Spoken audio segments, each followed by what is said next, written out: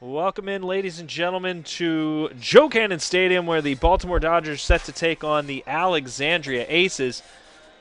The Dodgers coming off a 1-0 victory over perennial powerhouse, the Baltimore Redbirds.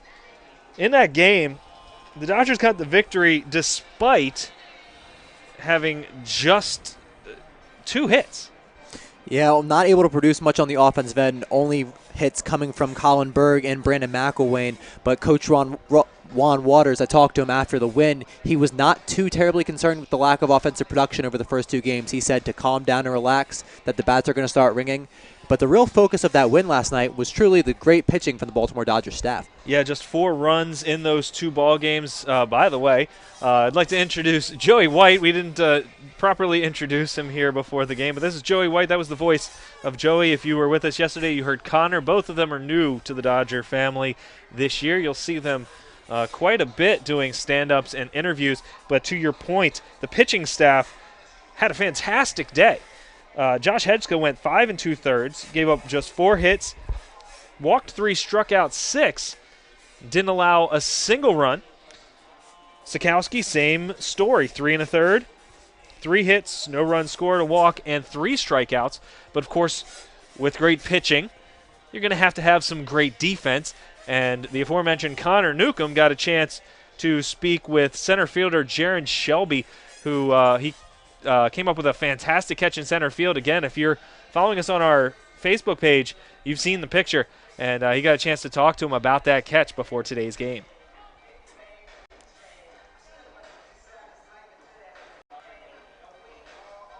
And I'm going to get that interview to you in just a second.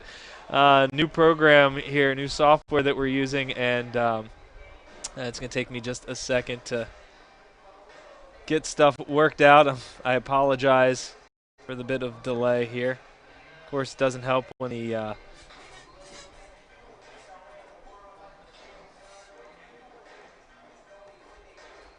I'm here for the Baltimore Dodgers pregame show here with Dodgers center fielder Jaron Shelby. And Jaron, obviously, you really made the play of the game last night, that diving catch in center field. What'd you see off the bat there that was where you were able to run that ball down and keep the runs off the board?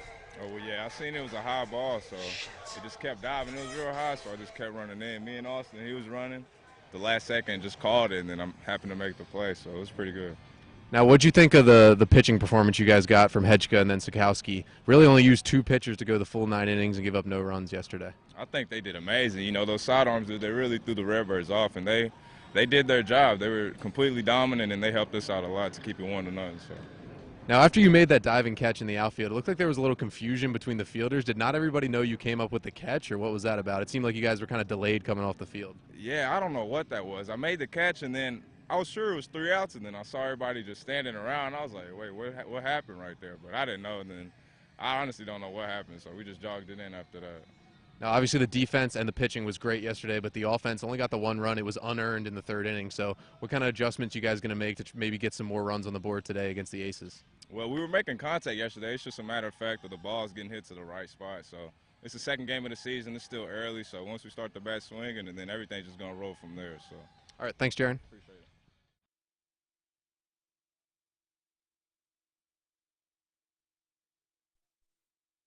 So that was Jaron Shelby and Connor Newcomb. I apologize if you're hearing that double. It could be something on our end that we're hearing it twice.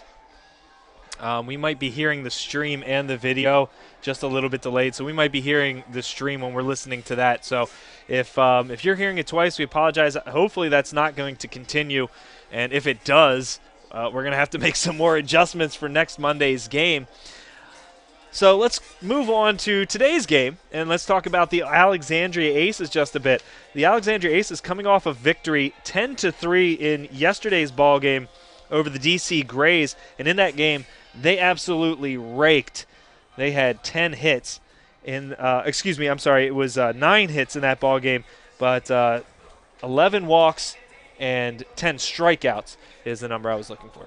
A very inconsistent game on both sides yesterday from the Grays and the Aces. Grays talked to play-by-play and color commentator Andrew Walker for Alexandria Aces. He talked about how poor the fielding effort was from the Grays that allowed the Aces to capitalize multiple times, many times scoring without even getting a hit.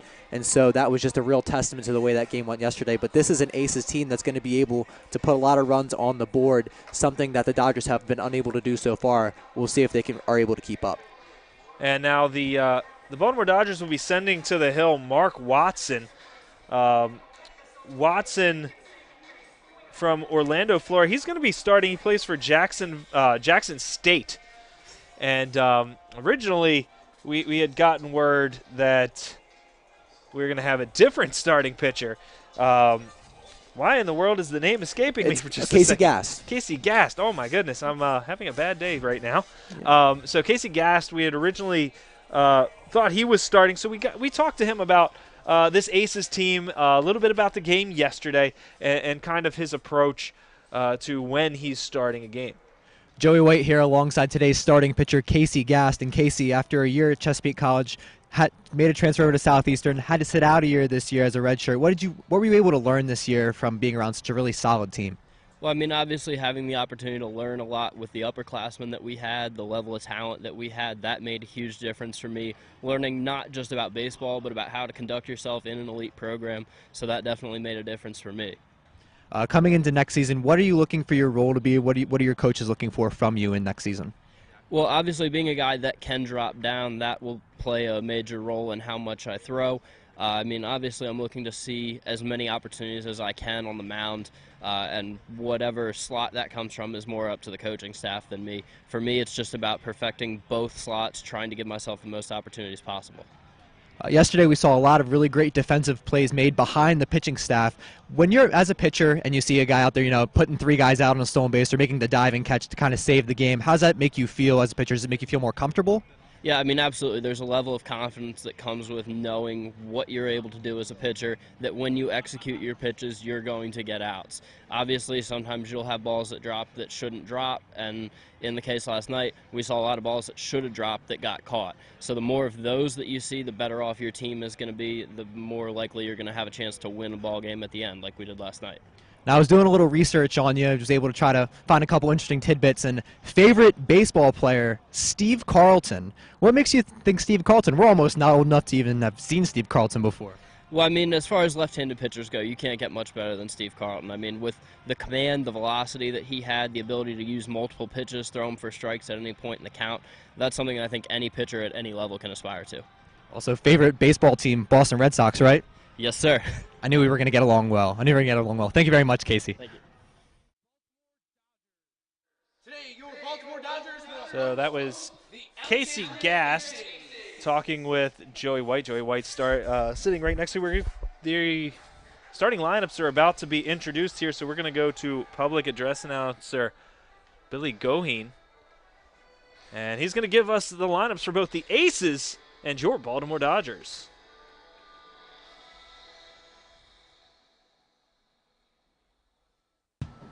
Now, introducing the starting lineup for the visiting Alexandria Aces, managed by David DeSilva. Batting first, center fielder from Penn State University, number 41, Mason Nadeau. Batting second, second baseman from Eastern Michigan University, number 10, Max Schumann. Batting third, playing shortstop from Morehead State University, number 7, Eli Bogus. Batting fourth, third baseman from Penn State University, number 8, Logan Goodnight. Batting fifth, first baseman from Warford College, number 24, Mac Nathanson. Batting sixth, the designated hitter from Lipscomb University, number 20, Ethan Cady. Batting seventh, left fielder, Northern Illinois University, number 36, Cam Smith. Batting eighth, catcher from Wofford College, number 15, Cody Miller. And batting ninth, right fielder from James Madison University, number 14, Devon Griffin.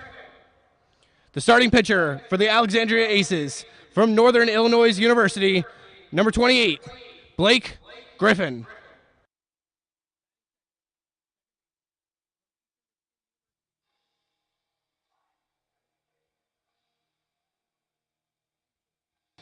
And now, the lineup for your Baltimore Dodgers, managed by Derek Brown. Batting first, second baseman from New Mexico State University, number 1, Joey Ortiz. Batting second, center fielder from State College of Florida, number 30, Jaron Shelby.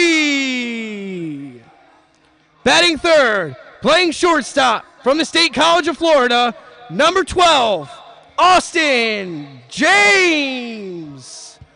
Batting fourth, first baseman from Judson University, number 22, Connor Grove. Batting fifth, right fielder from University of California, Berkeley, number 2, Brandon McElwain. Batting sixth, the designated hitter from Creighton University, number 3, Nick Ortega. Batting seventh, the catcher from Villanova University, number 33, Colin Berg. Batting eighth, left fielder, New Mexico State University, number 13, David Bellamy.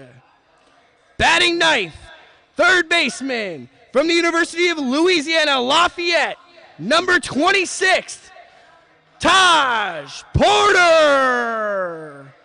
And your starting pitcher for your Baltimore Dodgers from Jackson State University, number 50, Mark Watson.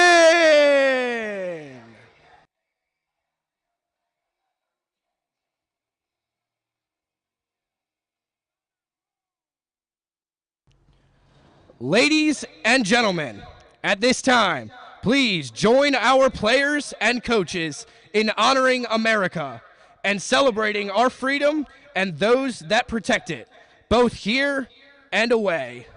Please stand, remove your caps for the playing of our national anthem.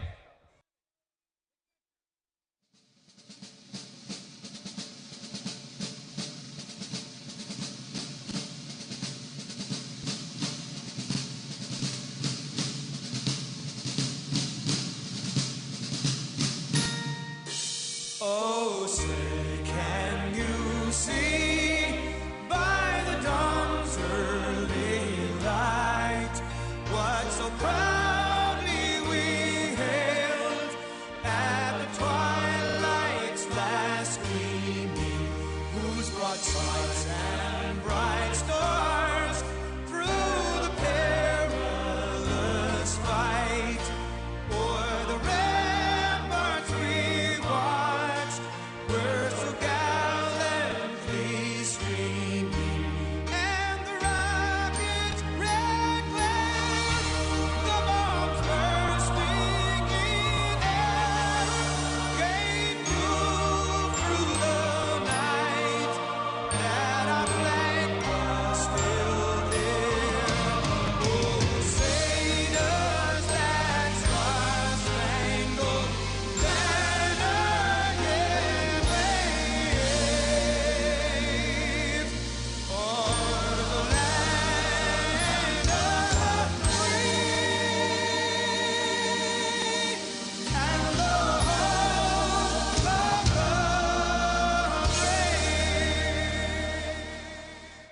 Play ball, as they say, as we're just about ready to go. Mark Watson taking his spot on the mound.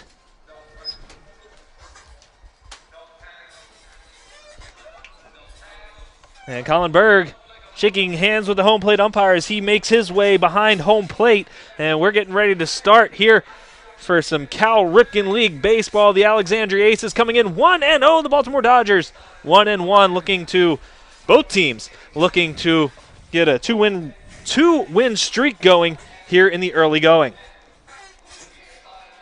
As mentioned before, Mark Watson out of Jackson State. He appeared in 19 games this spring. Went 4-2, had 5 times on the bump to start the game. So 5 starts, a 2.63 ERA. So obviously the Dodgers looking to keep the strong pitching performance going that they got last night from Hedgka. Yeah, really strong, powerful guy out there on the mound for the Dodgers, 6'6", 220, so he's going to be throwing that fastball downhill at the hitters. He throws a four-seam, throws a changeup, and also throws a slider. So we're going to see him be able to jump on people early with a really powerful fastball, hopefully able to change speeds and get some quick and productive outs. And the first batter he's going to face in just a second is Mason Nadeau. Nadeau, the starting center fielder here for the Aces, is Watson throwing his final warm-up pitch. Nadeau appearing in 35 games this year for Penn State. Hit .308, scored 24 times, 40 hits and 130 at-bats as the throw down to second base, and we are just about ready for play as Nadeau standing in to get this thing started. In yesterday's game, Nadeau reached base but was unable to record a hit. Again, that's the result of multiple walks and errors from the DC Grays yesterday. 5 at-bats, no hits, did score 2 runs. Let's see if he can get on base here to start it off for the Aces. Third baseman Taj Porter for the Dodgers in on the grass as Nadeau squares the bunt. And pretty weak effort, to be honest, at that bunt attempt. Trying to pull it down the first baseline. He kind of threw the bat head at it, where you want to kind of angle the bat to let it happen. And he's not squaring this time as the second delivery is in there for a strike. So no balls and 2 strikes to the leadoff hitter Watson, working quickly. Baltimore defense around the infield is Porter, James, Ortiz, and Grove. And a weak swing and a miss by Nadeau, and the ball gets past Berg, or not past, but away from Berg. He couldn't find it. So Nadeau reaching first on the strikeout. And Watson was really upset there on the mound. Berg unable to locate the ball. You could see him visibly very irritated, jumping up and down on the mound, trying to tell Berg where the ball was, unable to get it. And that puts someone on with no one out. Yes, certainly an animated display there. So hopefully this little miscue to begin the game isn't going to affect him in a negative way. We'll find out. Taj Porter again in front of the bag. And the slider catching the inside corner for a strike. Max Schumann, the batter now. Schumann, right-handed hitter. Again, if you're watching, obviously you can see that. I'm so used to calling on the radio that I feel like I need to describe it. I mean, you can see pretty well with the video here. Watson delivers. Lands a fastball that misses outside. 1-1 the count. Definitely nice to have the live stream going this year. Unable to get it for the first game, but have it going right now. If you guys are tuning in on Facebook, Periscope, Restream, any of those different accounts, make sure you're watching live. You can get some real in-action Dodgers baseball. Watson comes set, delivers the 1-1. That's in the dirt. Nice block. No, Berg can't find it again. He did block it, and he throws it into center field. But it looks like Nadeau's going to stay right where he is. So Nadeau to second base on 2 wild pitches. The first on the strikeout, and the second after Berg again couldn't find it. That's twice the ball landed in front of him, and he's not able to find the baseball. A little bit uncharacteristic for Berg, who yesterday had 3 really strong putouts on stolen base attempts. He's looking down at his hand right now, wondering whether he's hurt or whether he's wondering if he's got something slippery on his right hand there. Well, they do water down the field, so maybe maybe a little bit of mud still on the hands. 2-1 delivery up high, and that one out of the glove of Berg, and Nato's going to go to third, and that's going to be a pass ball. Not a good day to start things for Berg, as he's going to go out and talk to his pitcher. Maybe got crossed up there, and he thought something else was coming, as maybe he just wants to reset. As Watson with the tap on the helmet and the fist bump. So a bit of a rough start here for the Dodgers, especially after last game. So we've got a 2 wild pitches and a passed ball. I'm going to call it a passed ball. We'll find out what the official score is later. 3 balls and 1 strike, the count on Max Schumann. That one in there for a strike. Getting a lot of the plate there with that delivery, but not wanting to put the runner on base here and put runners at the corners with nobody away. Watson just pours one in over the plate. 3-2, swung on a missed. Blocked. No, not blocked. Caught by Berg. Schumann took off to first base. I was a little worried there for a second. And that's the second strikeout already, although it may not look like it with a runner on third. But this is a pitcher out in Watson who's really strikeout heavy. 47 strikeouts in 41 innings of play this year. Yeah, it's a very good K per 9 as a fastball catching the outside corner. Eli Bogus, the new hitter for the Aces.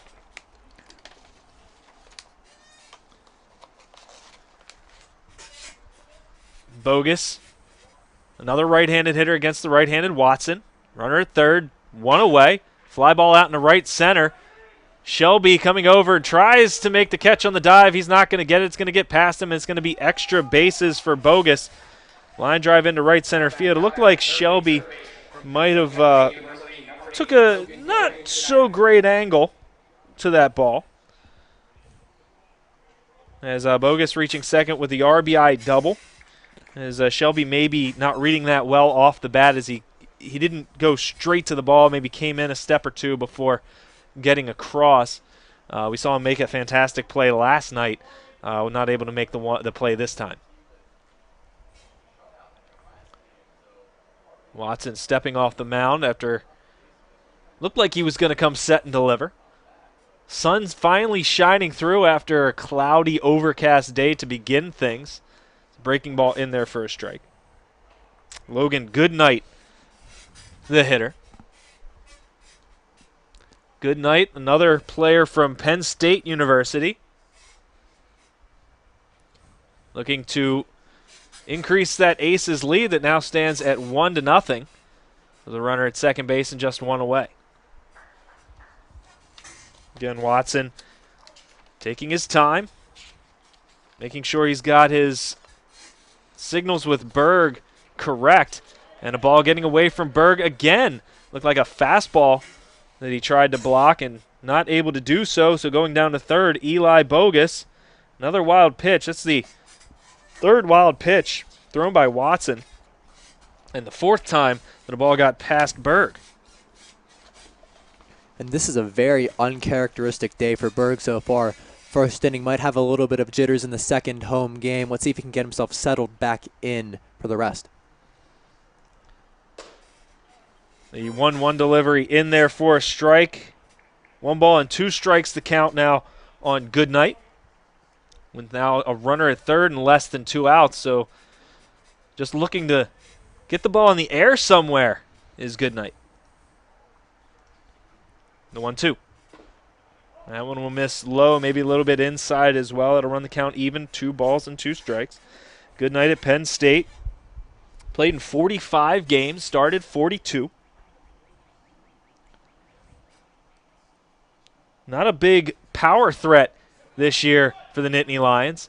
There's another strikeout for Watson as the ball in the dirt swung on and missed, and Colin Berg completing the strikeout, throwing to first to retire Goodnight.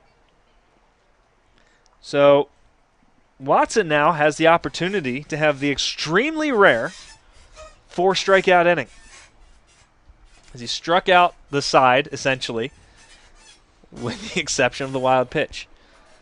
So 3 strikeouts in the inning.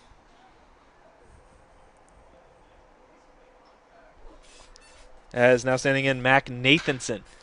He hits one high in the air out to center. Shelby coming in on it. Looks like he'll be there to make the catch, and he is for out number 3. So the 4 strikeout inning goes by the wayside. But for a rough inning there behind the plate for Berg as he gets some words of encouragement coming off the field. The Dodgers trail 1-0 on the RBI double from Eli Bogus. We're heading to the bottom half of the first. The Aces up 1-0. The Dodgers coming to bat. You're listening to Baltimore Dodgers baseball.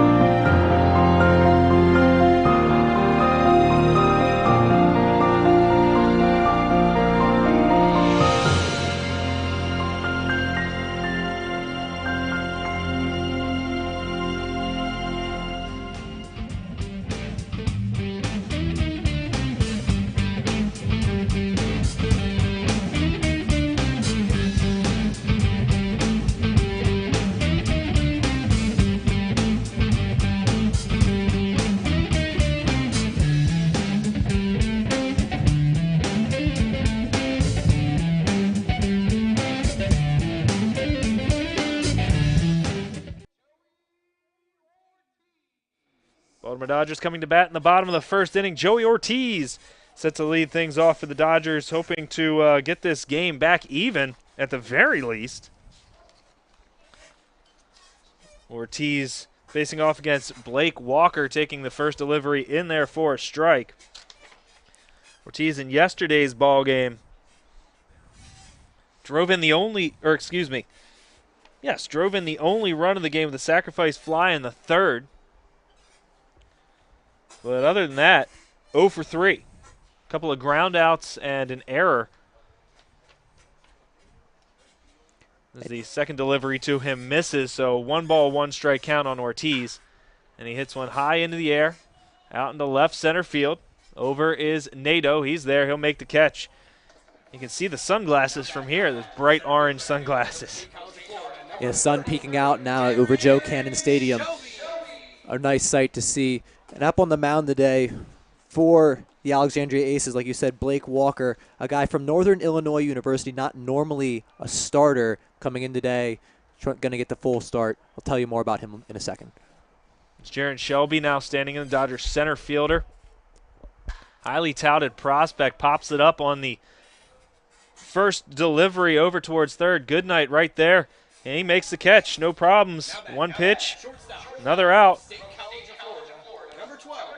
And again on Blake Walker, worked mostly out of the bullpen for the Huskies last season, has a 3.69 ERA in 31 2/3 innings in his freshman campaign for Northern Illinois. And now he's going to face off against the Dodgers 3-hitter Austin James. I spoke with him a little bit before today as he takes the first, not before today, before the game today. Takes the first pitch in there for a strike. And he's very skilled with the glove. It's a breaking ball bending around the plate, missing inside. Very skilled with the glove. That's kind of his trademark on the baseball field. But the hitting doesn't come as naturally to him as he chops one here to Walker. Walker's going to underhand flip to Nathanson covering first base. And that's going to do it for the Dodgers. They go down in order 1, 2, 3. We're going to head to the top of the second inning. It's 1-0 Aces. This is Baltimore Dodgers baseball.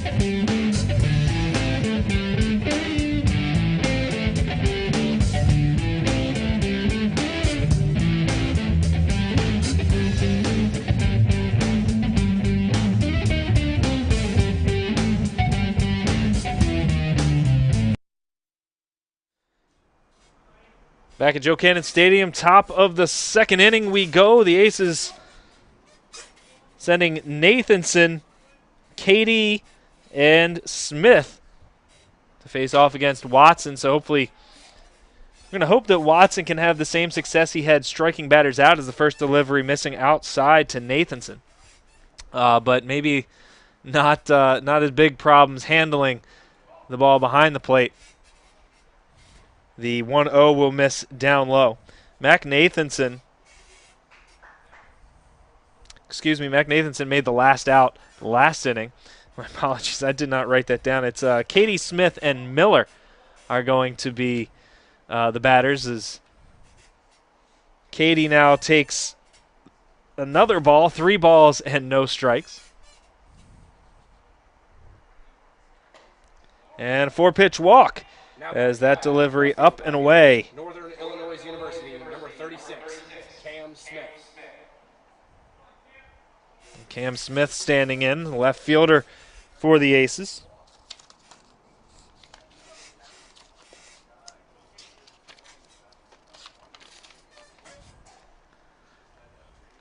Third baseman Taj Porter again in front of the bag. Smith taking the first delivery in there for a strike. That ball caught a lot of the plate.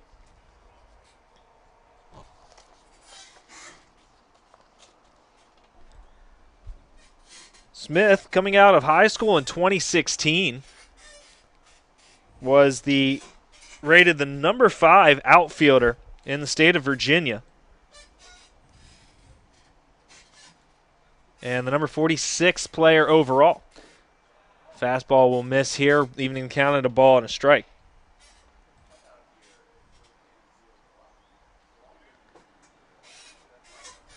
First team All-Virginia shortstop in 2015 as well, so very athletic player as he's able to switch from the main infield position out into the outfield. 1-2 pitch will miss down low. And he's not the only guy on the team who can do so. Eli Bogus, another one of the Aces players, played both infield and outfield positions for Morehead State this past season. And he hits one high in the air out in the left. Coming on is Bellamy. He's going to make a diving attempt, and he makes the catch. Good catch there by Bellamy as that ball was kind of flared out there into left field. Bellamy coming in, laying out, and making the catch for out number 1. Staying put is Ethan Cady over at first base. And after an earlier missed track by Shelby on a fly ball to center field, a really nice catch out there and left. And not to take anything away from Shelby, obviously, that ball would have been difficult to catch anyway.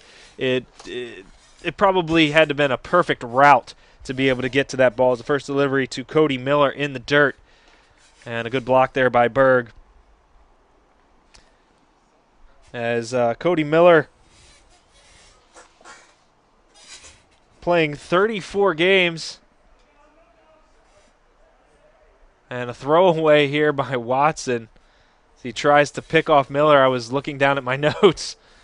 And Watson tried to pick off Katie. And Katie down to second base on the error.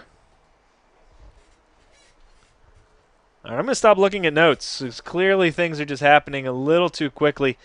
And Ed Chestnut coming out to talk to his pitcher because I think a little worried things are coming unhinged. After that first inning, 3 strikeouts, but the wild pitch allowing the runner to get on base, that runner eventually comes around to score. Where right now we've got, and there was 2 other wild pitches and a pass ball and then a throwing error here by Watson as well. So Ed Chestnut trying to calm down his young pitcher, get him to just kind of refocus, try and get himself back to where he needs to be, kind of where he was to start the game on the first pitcher. He had a very good first batter, had a very good first batter where he was able to get the strikeout, just unfortunate bounces allowed the runner to reach. Not very many errors from the Dodgers yesterday in their game. The Aces saw many from the Grays, so this is more to what they're used to. Fly ball deep out in the center. Shelby going back out towards that 410 sign. He makes the catch easily well in front. But You don't see that kind of charge put into the ball here at Joe Cannon very often, as that 410 to dead center field drove Shelby back, I'd say probably to about the 400-foot mark. So good thing we got that big outfield here at Joe Cannon. Yeah, if you're a hitter and you're going to try to get a home run, you're going to want to hit it to the corners, both left field and right field. Foul pole sitting at 310 feet, like you said, 410 to dead center. So real nice power shot by Cody Miller, unable to get out of the park. Devon Griffin now standing in, runner at second base. And now two away. A slider missing the outside corner for Watson. Outfield straight away. Not a lot of wind here to speak of at Joe Cannon, as the flags draped straight down over the flagpole. Swing and a miss by Griffin on the 1-0.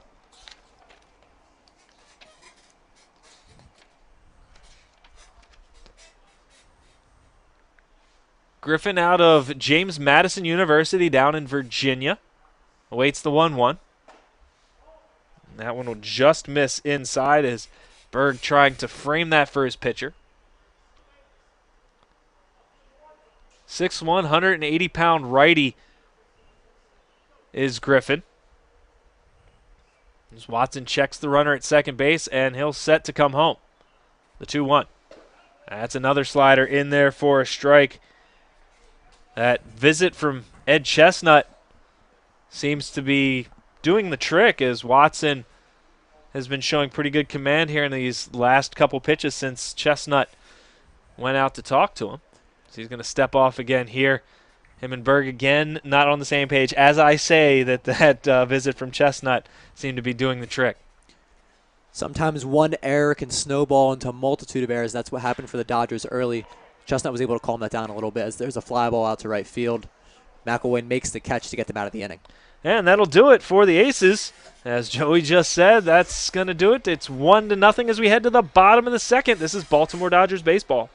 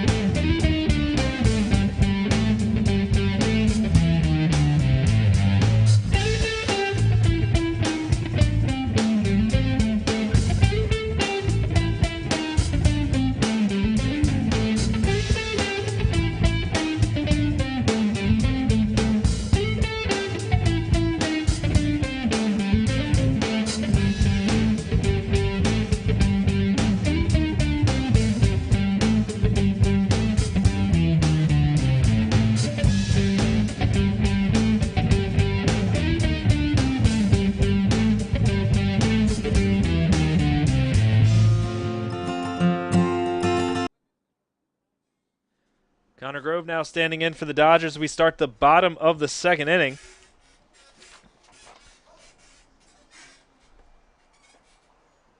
Connor, just like all the Dodgers batters, struggling yesterday. 1 for 3 with a strikeout in the number 4 spot yesterday as well. The first 2 pitches to Grove missing. Second one missing badly. And going all the way to the backstop is Grove taking a look down at third at Derek Brown to get his sign, see what he wants him to do. I imagine the only sign that he might get is take at this point in time, and he does. It's 3-0. Connor probably not someone that's going to be bunting for a base hit too often. 3-ball, no strike count on the way to Grove. That's an off-speed pitch that's in there for a strike. 3-1 to the Dodger first baseman. And with the Dodgers right now struggling at the plate, you might see him get the green light here. And the 3-1 delivery looked like he might have wanted to offer at it, but decided to hold off, took it for a strike. And now we're full. 3 balls and 2 strikes. The payoff pitch on the way. And that one's going to miss. The Dodgers had their first runner of the game. Right field from University of California, Berkeley, number 2, Brandon McElwain. Brandon McElwain will stand in for the Dodgers now with a runner on first base and nobody away. McElwain, one of the 2 guys in yesterday's game, able to get a hit singled out to right field. And he hits a hard liner out into center. Going back is the center fielder, Nato, and he makes a nice running catch to retire McElwain. Solid hit there for Brandon, but unfortunately, right there is a solid defender in Nato to complete the out. And if he doesn't run that down, McElwain's running for days, as that's in the big part of right center field. And with an athletic guy like McElwain, he'd be running for a while. Now Nick Ortega standing in, taking a fastball on the outside corner for strike 1. Runner at first base is Connor Grove. He walked with nobody out. And a fastball in there for a strike. Nick Ortega down in the count. No balls and 2 strikes now. Ortega waiting the 0-2, and here it comes. A swing and a miss, and Ortega down quickly on strikes. And that'll bring Colin Berg to the plate. From Villanova University, number 33, Colin Berg. Colin Berg steps up to the plate for the Baltimore Dodgers, the catcher today, looking to possibly make up for some of the earlier miscues in the first inning. Berg swinging and missing at the first delivery.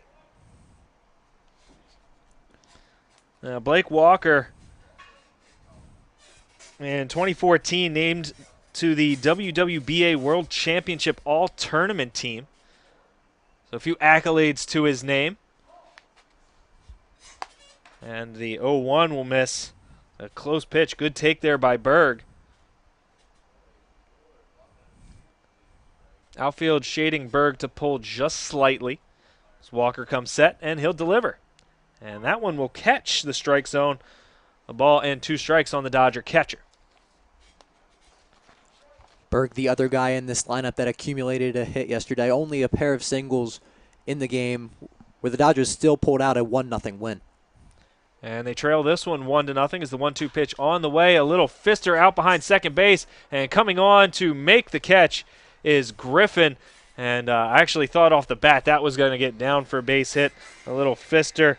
Griffin getting a good read on it and making the catch. The Dodgers go down, leaving a runner on first base. They trail this 1-0. We're heading to the 3rd. This is Baltimore Dodgers baseball.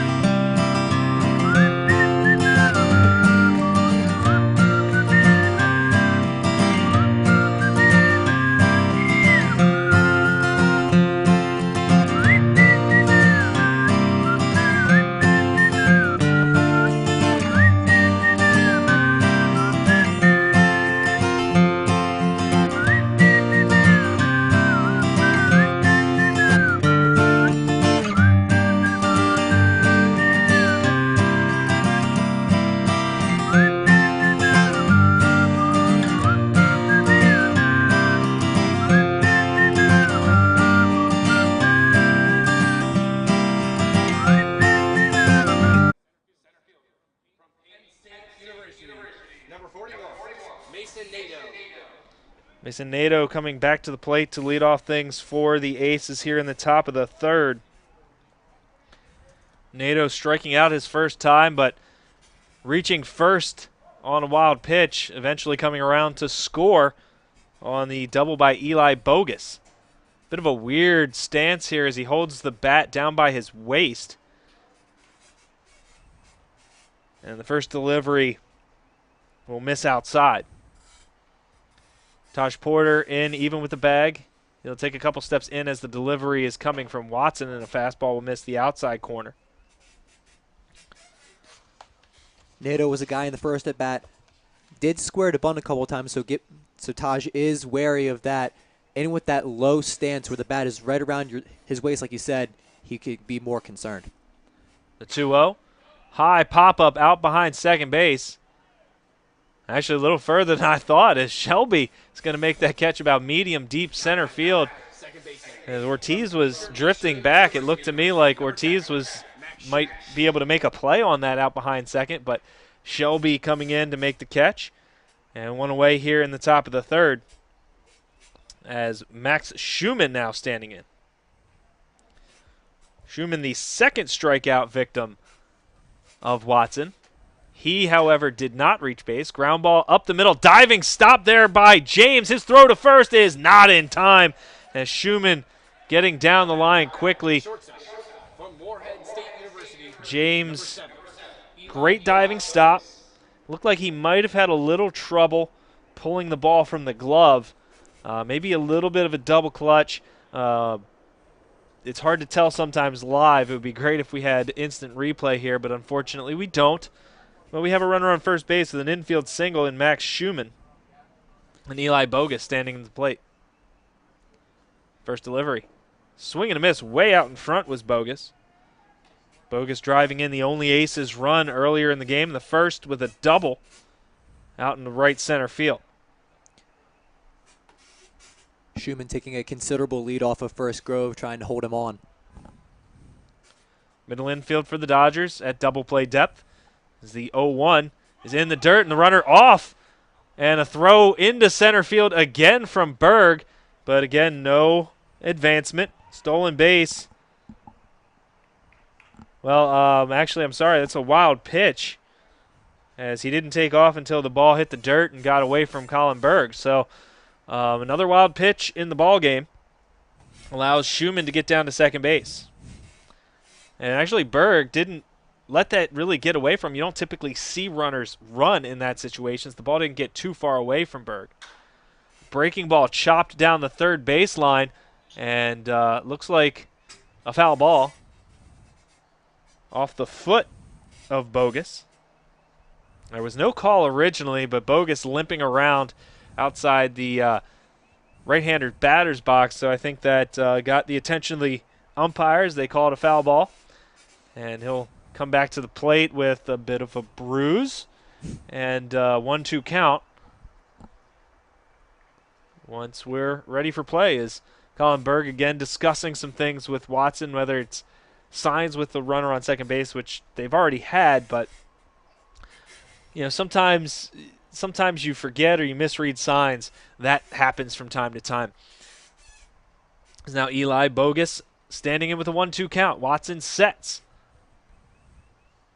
And he'll come home 1-2. Breaking ball just missing the inside corner.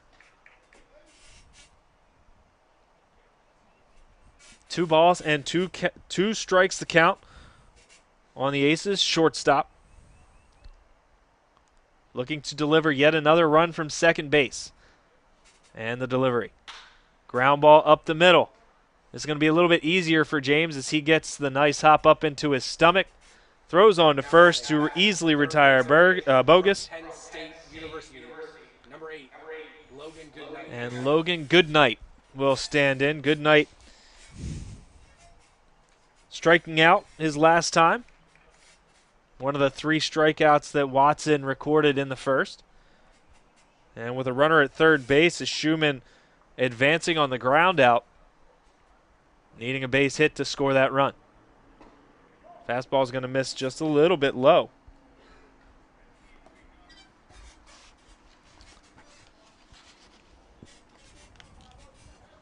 Watson, not only a pitcher for his Jackson State team as a Breaking ball swung on and missed, leaving the count at a ball and a strike. In his sophomore season, 2016, played in 22 games, started 12. Didn't have the best year, which maybe is why we're seeing him transition to a pitcher, and he spikes a fastball here out in front of the plate. Good block there by Berg. Just a 188 average and 48 at-bats as a hitter in 2016, his sophomore season. When you see a guy with a frame like him, Watson being 6'6", obviously he's a guy who could generate a lot of power and throw downhill. Probably has a very strong fastball, mid to high 90s. And when you talk about big guys, first thing, at least in modern day baseball, is the 2-1 pitch fouled away that you think of is Judge up in New York. Gigantic human being that just generates so much power. Obviously, Watson, much younger. Probably has some room to fill out. You know, could talk about getting into Judge size, and that'll wait for another day as a fastball here in for strike 3. Goodnight down for the second straight time, the 4th strikeout of the game for Watson. We're going to head to the bottom of the 3rd. Let's see if the Dodgers can even this thing up. This is Baltimore Dodgers baseball.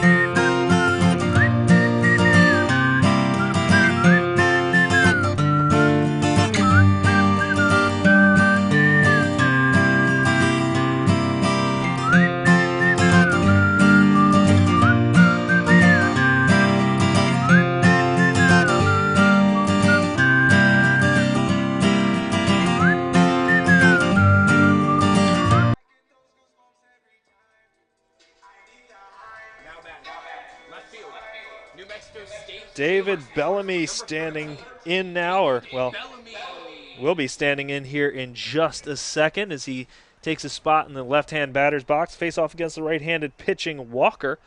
Walker and Watson battling it out right here. A pitcher's duel, 1-0. And not a lot of hits to be spoken for. All the hits in the game coming off the bats of aces. The first pitch to Bellamy fouled away into the stands here. The first run of the ball game for the Aces, or the only run of the ball game, belongs to the Aces. As the 0-1 will miss outside. That coming off of a strikeout by Mason Nadeau. Reached first base on the wild pitch, the 1-1 delivered. And a little fister up the middle for a base hit. And Bellamy with the first hit of the game for the Dodgers.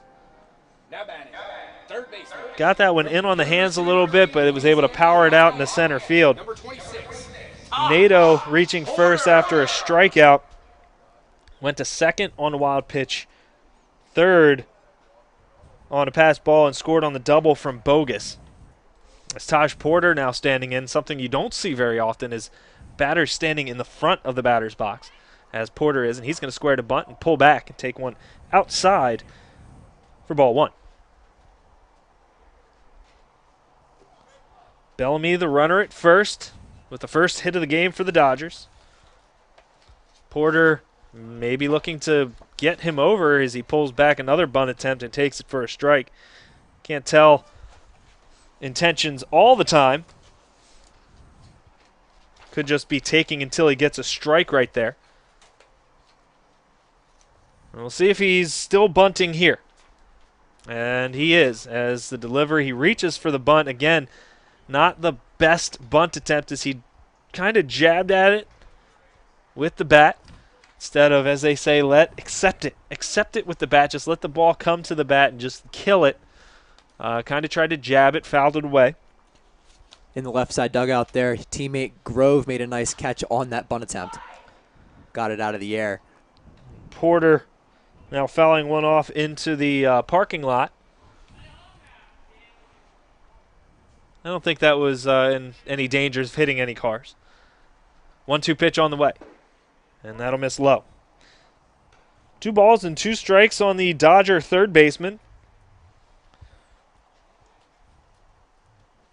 Porter is just finishing up his senior year in high school as he swings at a pitch down by his feet. Got fooled a little bit there. And that's the second strikeout of the game by Walker. Saying Porter will be a freshman in college next year at the University of Louisiana Lafayette. It's a mouthful. I believe that's the Ragin' Cajuns down there in Lafayette. Cajuns. One of the best mascots in college. Hard ground ball down the line at third, and it gets past the third baseman. Good night. Rounding second base and heading to third is Bellamy. He's going to hold up right there into second base with a 1-out double is Joey Ortiz. The Dodgers have a something going. Runners at second and third and just 1 away. Excellent piece of hitting there by Ortiz. Able to pull that ball down the third baseline. Has the speed to get up to second, standing up. 2 runners on in scoring position with 1 out. Let's hope Jaron Shelby doesn't catch the bug that the team had back in game one, back on Monday. 0 for 8 with runners in scoring position. Had the bases loaded 2 times with nobody out, and they scored 3 runs in total. 1 from a walk, 1 from a ground out, 1 from a double play. So hopefully we're looking for Shelby to get this thing even. The first pitch to him missed outside, and the 1-0 high fly ball out in the right center. Going back is Nato, and he's actually going to get called off by Griffin in the gap. Griffin throwing to third to try and get Ortiz, but tagging and scoring on the play is Bellamy. And Jaron Shelby From State College of Florida, number 12, Austin James. Shelby with the sacrifice fly out in the right center. And that evens things up. We're tied at 1. And a runner at third now and 2 away. Austin James grounding out to the pitcher his last time. He's going to try and give the Dodgers the lead here in the bottom of the third. Takes the first delivery in the dirt. And heading the count, 1 ball and no strikes. As Walker comes set, and he'll come home. And a chopper towards third. And the third baseman, Goodnight, is going to have to hurry, and he does so. Gets the out at third base, and the throw looks like it bothered Mac Nathanson over there at first base as the sun is kind of right in that bad spot. Austin, I thought he was going to have a chance to beat that out, but he kind of got out of the box a little slowly. Maybe he stumbled. But he just barely got beat by the throw. But the Dodgers do tie it on a sacrifice fly by Jaron Shelby.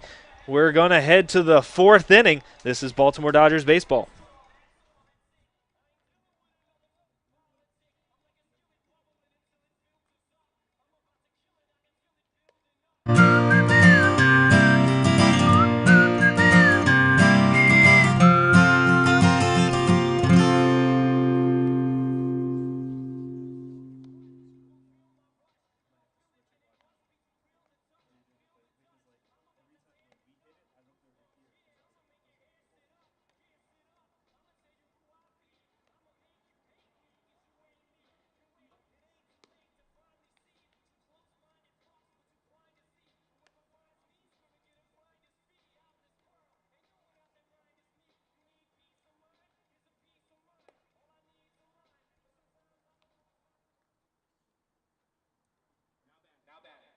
First baseman from Wofford College, number 24, Mac Nathanson.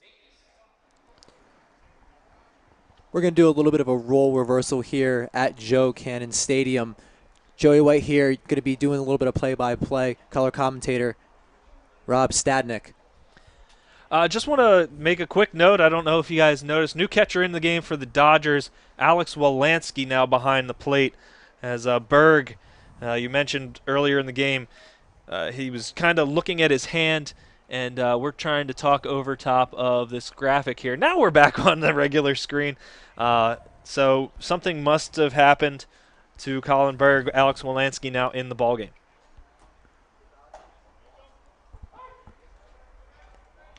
And at the plate right now for the Alexandria Aces, we have Mac Nathanson, the first baseman today. Nathanson out of Wofford College. Count sitting right now at 1-1. Nathanson, one of the more productive players for Wofford College in their lineup this season. .282 with 12 home runs. Looking to get it done here. Watson gets back in the stretch and delivers. That's going to be high and inside for ball 2. A couple of guys from Wofford College on this Alexandria Aces team. A couple of teammates you're going to see in the game as well.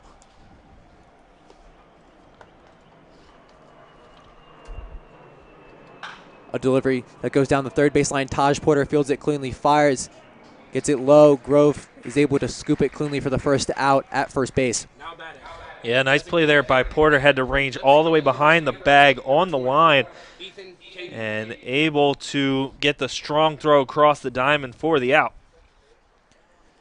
That'll go down as a 5-3 ground out there from Nathanson. That's going to bring up Ethan Cady, the designated hitter.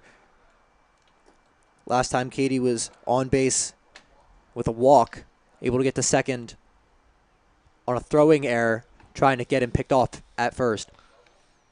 Stands in the left-sided batter's box. Mark Watson throws that one in down the middle for a called strike.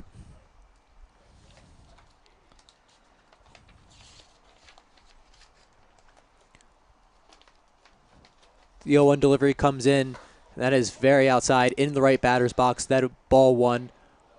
1-1 the count, 1 out. 1-1 right now the score. Aces and Dodgers here live from Joe Cannon Stadium.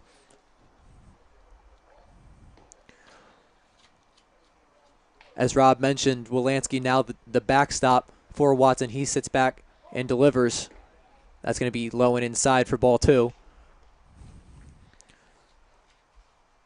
Ethan Cady, actually, coming out of high school, was a left-handed pitching prospect, number 4 left-handed pitcher in the state of Tennessee, coming out in 2016.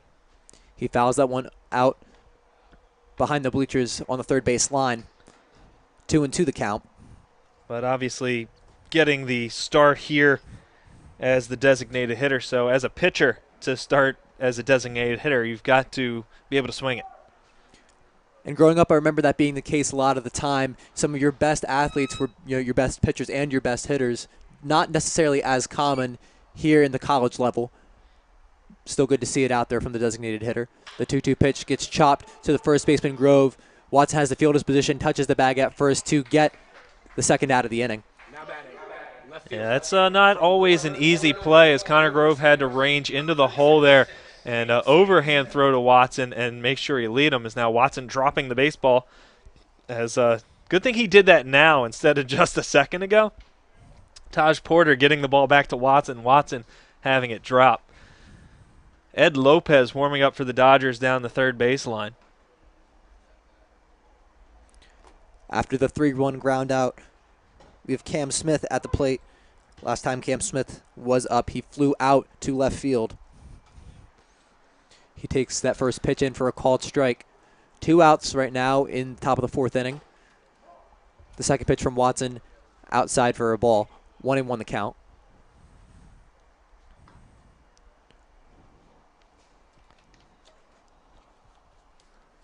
Third pitch of the at-bat, Wolanski gets the ball from Watson. Out ahead of that was Cam Smith. That'll be 1-2. Yeah, looks like he's working with the off-speed stuff here to Smith. Next pitch, again, another breaking ball, low and outside for a ball. 2-2 the count. Deuces are wild here in Joe Cannon Stadium.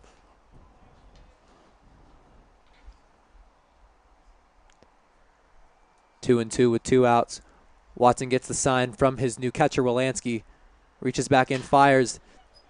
That ball is fouled out of play down the first base line into the trees. Count will remain at 2-2. As Rob mentioned, a little bit of action going on right now in the makeshift Dodgers bullpen over there. We have Ed getting a little bit of a warm-up. Next pitch in the dirt, low. Full count now, 3-2, 2 out. So Cam, obviously a player that can think the game just as well as play it. He's got ambitions to be a college coach when his playing career is done. He slaps that ball down the first base line. Another foul ball. Keeps the count at 3-2 with 2 outs. Yeah, a bit of an awkward swing there as Watson got the ball in on his hands, and he kind of able to fight it off. And honestly, unlucky for the Dodgers because that probably could have been an easy out. Watson fires again. This one's popped up into the infield. Taj Porter running in to get it. Calls everybody off, but it ends up being fielded cleanly by the shortstop, Austin James. A little bit of a communication error, but the Dodgers are able to get out of the inning with no runs. We're going to move to the bottom of the 4th here. Baltimore Dodgers baseball.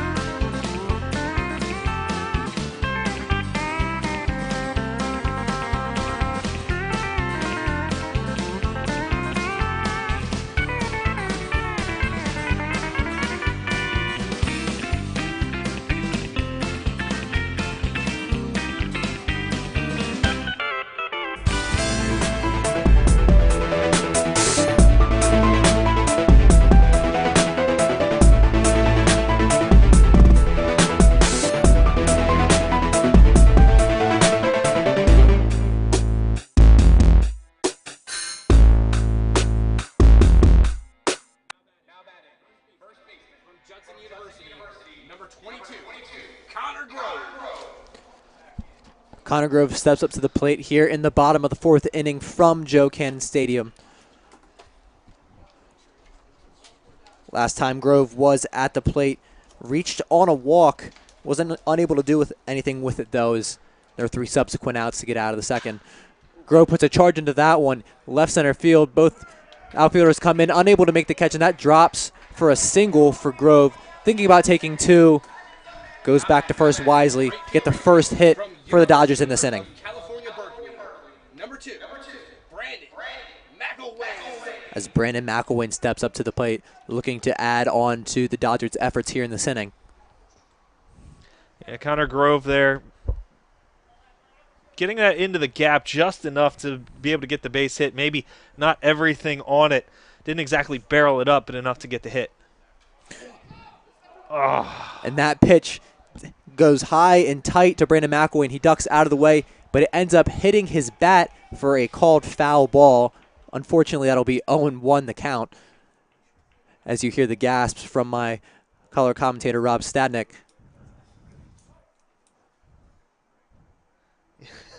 Yeah, the audible gasp. The next pitch is low and outside for another ball. That's a passed ball, though. Wild pitch. Michael Grove able to move to second base on that. And after a really good start for the pitcher, Blake Walker, a couple really wild throws puts Grove on second base.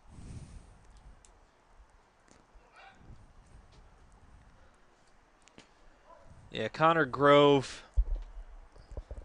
obviously not needing to read too much as that ball was spiked into the ground out in front of home plate and getting past Miller. And Connor Grove easily into second base. The 1-1 count. Pitch comes in low for a called ball, 2-1. And that pitch caught a lot of the plate and obviously below the knees to be called a ball. McElwain sets in the right-handed batter's box waiting the pitch. That one goes low and outside for a called ball. 3-1 the count. Runner on second for Brandon McElwain. The two-sport star transfers to UC Berkeley for the upcoming year. Started 3 games this past fall for the University of South Carolina. Also a pretty good baseball player himself playing right field for the Dodgers today. Yeah, didn't get a lot of playing time as a baseball player this year. Actually sat out most of this season, but hopefully he's going to be a mainstay out there at UC Berkeley on the baseball field. Draws the 5-pitch walk there. He reaches first base. 2 on now for the designated hitter, Nick Ortega. And oddly enough, not one of those 5 pitches was close to the strike zone. Maybe the low one, but he's got to stop swinging at bad pitches. Fouled that one off. Wouldn't even say he swung and darn near hit him in the head. Unfortunately, that was a called strike. But like he said, very wild at bat for the starting pitcher, Blake Walker. Puts Brandon McElwain on base. Nick Ortega up in the count 1-0. 1 ball, 0 strikes. Squares around to bunt, pulls back for a called strike. And that's his first strike in his last 7 pitches. So maybe losing that control. Walker in the stretch reaches back and fires. Ortega again squares to bunt, pulls back just in time for another called ball. 2 balls, 1 strike. Ortega's first time around struck out against Walker. That was back when Walker had a little bit more control of his pitches. Seems to be losing it a little bit here in the bottom of the 4th inning. Squares around again. Another called ball. Walker seemed to have wanted that one a little bit more, but doesn't reach enough of the plate, and that's a 3-1 count. Yeah, that looked like a good pitch. Probably called a little bit low. It looked like it got the plate from our vantage point here. Hitters count here for the designated hitter, Ortega. As Walker gets the signs from his catcher, reaches back, fires, and that one's a towering shot to left field. Able to get under it cleanly is the left fielder, Cam Smith, for the fly out. First out of the inning. Runners stay on first and second. Now that's a bit of a missed opportunity there for the Dodgers. Dodgers obviously trying to get runners in scoring position there with less than 2 away, as their pitcher Watson is pitching a hell of a ball game, just like the pitching staff did last night with Hedgka and Sikowski. Maybe 1 run here wins it. You know, maybe 1 run is all they need to win this one 2-1. In the batter's box now for the Baltimore Dodgers is the replacement catcher, Alex Wolanski. Wolanski replacing Connor Berg after seeming to have an issue with his hand, unable to field a couple of balls cleanly. So Wolanski enters the game, gets a called ball.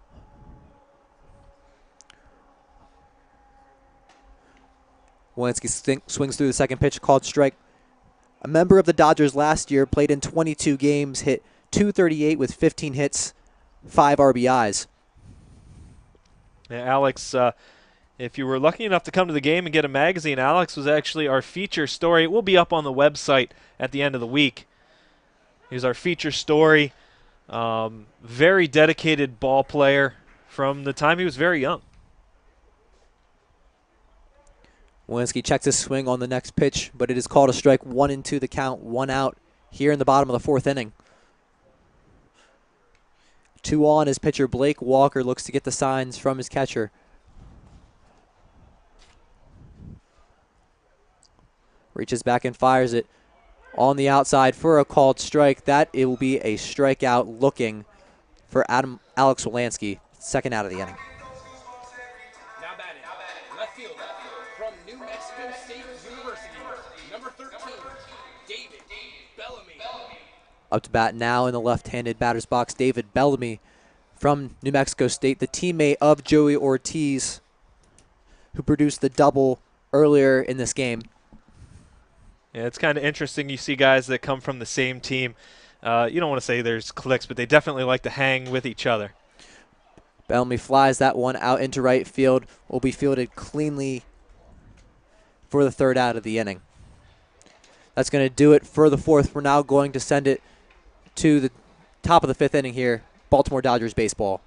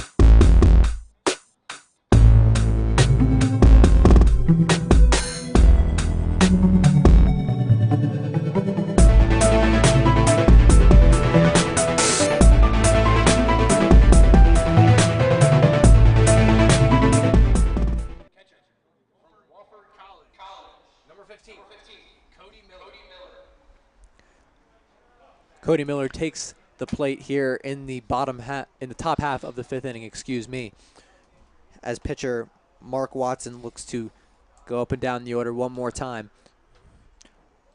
Last time Cody Miller was at the plate, he flew out to the center fielder, Jaron Shelby. That first pitch is in for a called strike.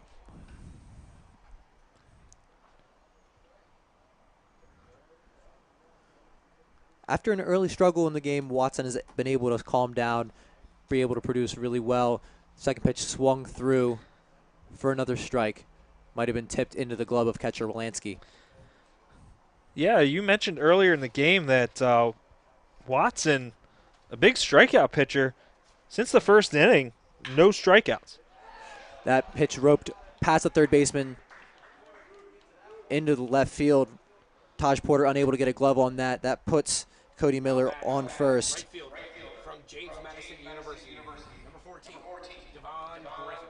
And that brings up Devon Griffin to the plate. A single there for Cody Miller.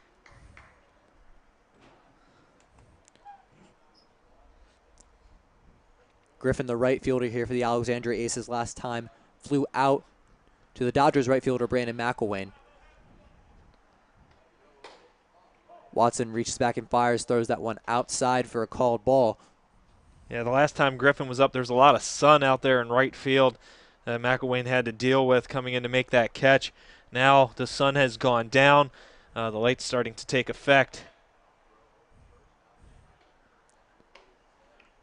Watson checks up on the runner there. Cody Miller, taking a sizable lead, gets back to the bag. 1-0 the count for Watson. He fires the next pitch in on the hands and fouled back behind the press box for a foul ball. Count 1-1. You know, the worst thing about the press box here at Joe Cannon Stadium, and you can see it, is that net right in front of us. We can't get any foul balls.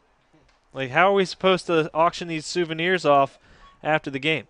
First day of work, I almost brought my glove looking to get a souvenir here from Joe Cannon, but we're going to have to talk to the grounds crew here. Maybe we can get a few. Let's get them taken down. Of course, that's out here for our safety, and we really appreciate it. The last thing I need is a concussion. 1-2 the count here on Devon Griffin in the top half of the 5th inning. Watson fires that one in, popped up to the center fielder. Jaron Shelby charging in and Soak able to make the catch in center field for the first out of the inning. And I see you. You're going to bust out the nickname here in the 5th. Jaron Shelby's nickname of Soak. Actually talked to him. I wanted to find out why. Why do they call you Soak? Or, why is that a nickname? And he, honestly, just because just because. He said a buddy of his just started calling him that one day. He liked it. It stuck. It's just weird how these kind of things happen. I had a nickname when I was playing high school ball. Maybe we'll get into it. I know exactly why it was, but it's weird how these nicknames happen and how they catch on. Hopefully it makes for a better broadcasting story than Jaron Shelby's Soak nickname. Unfortunate, with such a good nickname, to not be able to get that. Mason Nadeau flies out to the left fielder for the second out of the inning. Unable to plug Nadeau there in the midst of our conversation, but he goes up to bat, sees a couple pitches, and then flies out to the left fielder, David Bellamy. Yeah, quick at bats, but again, as broadcasters, those are always great. You always like to see quick at bats because it means the game's moving. Fielders like it just as much as broadcasters do. They can stay on their toes, and as long as you're throwing strikes, fielders are going to love you as a pitcher. Up now to the plate is Max Schumann. Schumann struck out in the first inning, reached on a base hit in the third, looking to produce with 2 outs, 1 on for the Aces. Watson fires the next pitch in for a called strike, 1-1 the count. And so far in this game, an Aces team which produced 10 runs in their first game, only able to put up 1 so far on a comedy of errors in the first inning. As Schumann swings through that next pitch, a breaking ball, count now 1-2. Yeah, more of a comedy of bounced pitches than errors in that first inning. Very unfortunate for Watson. As otherwise, we'd be looking at a shutout right now. Schumann chops that one to the shortstop, able to field it cleanly. Throws it to the second baseman, Joey Ortiz, for the third out of the inning. That's going to do it here from the top of the 5th. Stay tuned. We're going to get you to the bottom half where the Dodgers are going to look to put some more runs on the board.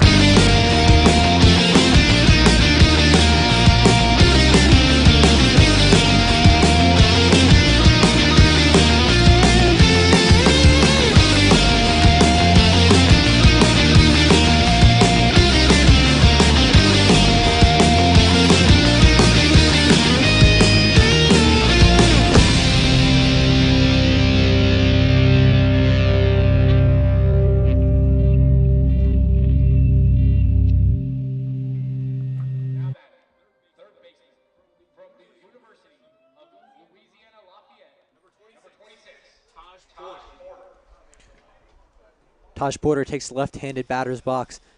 In the bottom half of the 5th inning, Blake Walker continues to deal for the Alexandria Aces at Joe Cannon Stadium.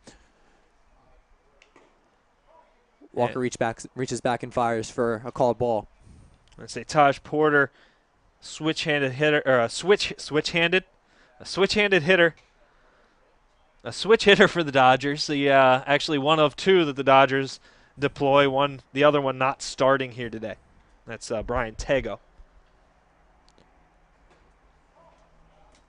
Porter from the left side takes another ball. The count now 2-1. Last time at the plate, Porter saw a strikeout swinging through. He swings through on this next pitch down the first base line for a ball. Count 2-2. For a strike, pardon me, count 2-2. Man, batters would be swinging at everything if a foul ball was a ball. I'd be swinging all the time. I guess so. That ball is chopped to the second baseman, able to field it cleanly for the out. That goes Schumann to Nathanson. And that brings up to the plate the starting second baseman, Joey Ortiz. Ortiz, earlier in the game, flew out in the first inning, but then gave a charge to a ball that was a double down the third base line. Could definitely use another one of those here to get the inning going with Shelby on deck. Jaron Shelby, definitely a productive hitter that could get the runner in from second base. So far in the early part of the season for this Dodgers team, Ortiz, one of the more productive hitters. He flies that ball out into center field. Able to get underneath it cleanly is Nadeau for the second out of the inning. And that brings up the aforementioned Jaron Shelby, the center fielder for the Dodgers, to the plate.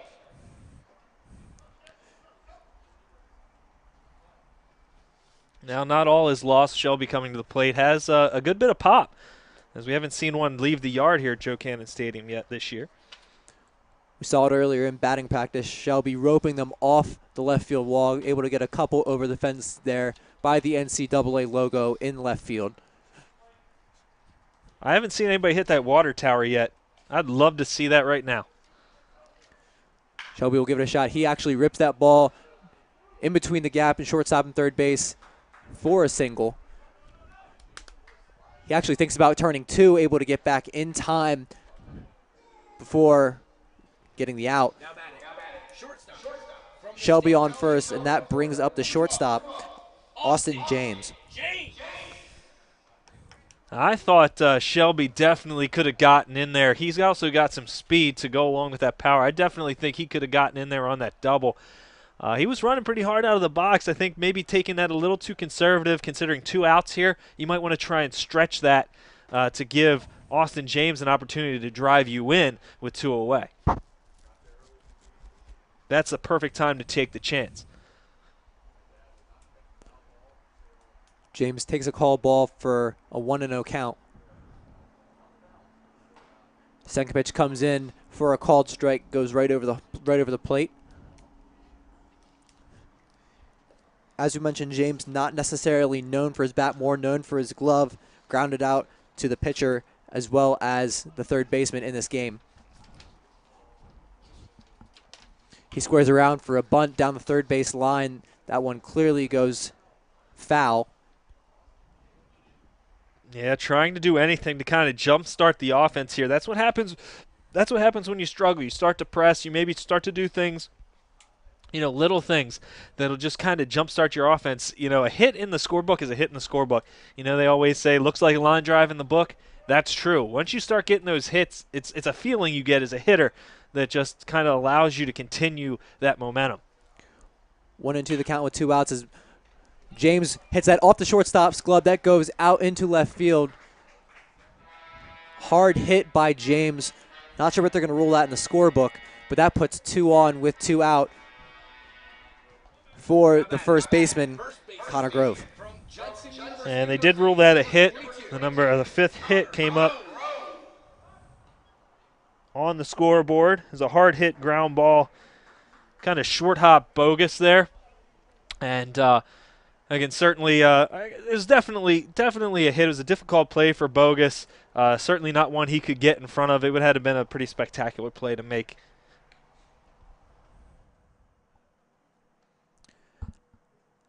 Up now at the plate is the first baseman, Connor Grove.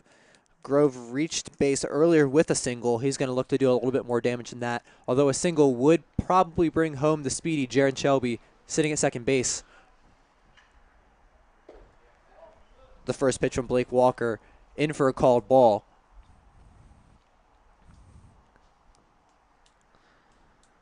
Yeah, Connor Grove, a little fister, little looper his last time. That would do the trick right now. He puts that one down the first base line and out of play for a foul ball. 1-1 the count. Grove playing in his third game for the Dodgers this season. He's actually listed as a pitcher for the Dodgers. Just 2 hits now in 7 at bats. This is his 8th official at bat. Grove looked to put that one in play, swung through it for a strike, 1-2 the count with 2 outs. Shelby on second, James on first, looking to come around and score for the power hitting Grove.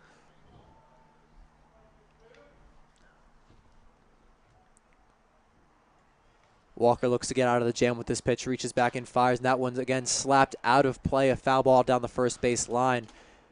Good for Grove, able to fend that one off, keep the inning alive.